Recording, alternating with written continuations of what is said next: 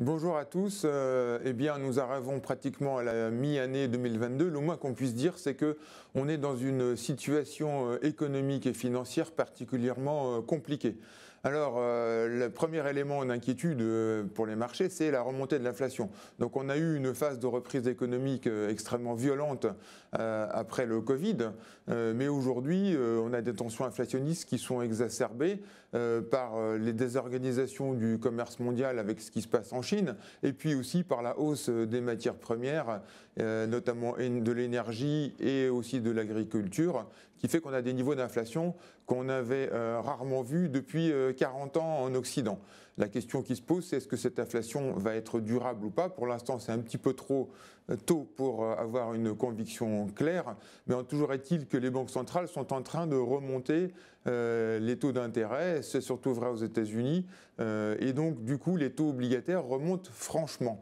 On a gagné pratiquement 1,5 point de hausse des taux sur le 10 ans américain depuis le début de l'année, passant de 1,5% à 3%, et en zone euro également, le Bund aujourd'hui tutoie les 1,30% alors qu'on était autour de moins 0,50% en début d'année. Donc on a de l'inflation, des taux qui remontent. On a une situation géopolitique internationale qui est extrêmement compliquée, donc avec des tensions vives entre la Chine et les États-Unis, et bien évidemment une guerre compliquée en Europe dont on ne voit pas trop une issue à court terme et avec des dangers potentiels importants. Donc situation géopolitique tendue, et tout ça nous amène avec aujourd'hui des perspectives économiques qui s'assombrissent. La croissance mondiale a été révisée nettement à la baisse. On était parti en début d'année sur des espoirs de presque 4,5% de croissance mondiale. Aujourd'hui, on n'est plus qu'à 3%. Et il y a des risques de ralentissement supplémentaires parce que dans ces conditions, il est difficile d'imaginer que la consommation des ménages continue sur un rythme très fort avec l'inflation et le prix des matières agricoles qui remontent. Les entreprises de ce fait-là risquent de voir leurs marges baisser, et elles risquent aussi de diminuer leurs investissements face à ces perspectives de croissance qui s'assombrissent. Donc un environnement global très compliqué, c'est la raison pour laquelle on a des marchés depuis le début de l'année qui sont dans assez nette baisse. On a perdu presque 35% sur le Nasdaq. En extrême, on a perdu pratiquement 20% sur le SP 500 et de 20 à 25% sur les grands indices actions européennes.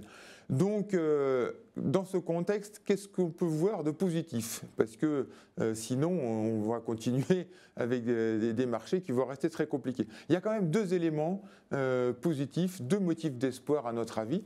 Le premier, c'est que finalement, les entreprises aujourd'hui ont des croissances de bénéfices qui n'ont pas été du tout revues à la baisse, en tout cas en masse. Alors c'est vrai que les bénéfices ont été revus à la hausse sur le secteur de l'énergie et aussi dans la finance, et réduits dans d'autres secteurs comme par exemple la distribution. Mais enfin, globalement en masse, les bénéfices sont toujours attendus de l'ordre de 8 à 10% aux États-Unis comme en Europe, et il n'y a pas vraiment de mouvement de révision à la baisse.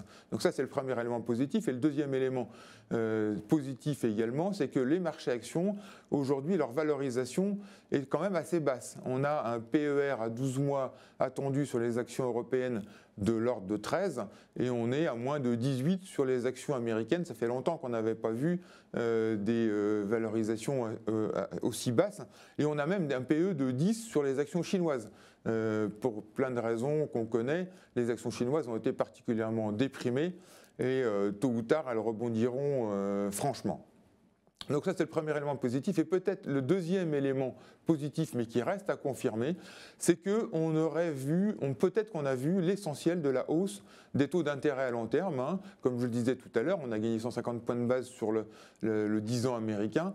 Et maintenant, peut-être que ça pourrait se calmer, parce que peut-être que la Fed, vu la conjoncture économique, n'ira pas au bout de son resserrement monétaire tel qu'elle l'avait annoncé auprès des marchés, et les marchés obligataires vont se dire que maintenant qu'on a des perspectives de ralentissement, peut-être que la hausse des taux va se calmer. Donc ça, c'est le deuxième élément potentiellement positif.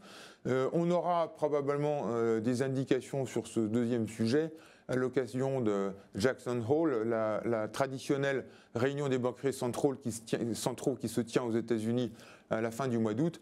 Et peut-être qu'on aura à cette occasion une inflexion légère de la politique monétaire américaine, ce qui donnerait peut-être ces deux éléments positifs combinés nous donneront l'occasion d'avoir un peu plus de visibilité et au marché de se calmer. Donc, en résumé, probablement des marchés qui resteront assez volatiles dans cet environnement très sombre, sans trop de tendance. Maintenant, il faut garder en tête que les actions ne sont pas très chères et que s'il y a des phases de repli un peu brutales, il faudra se repositionner.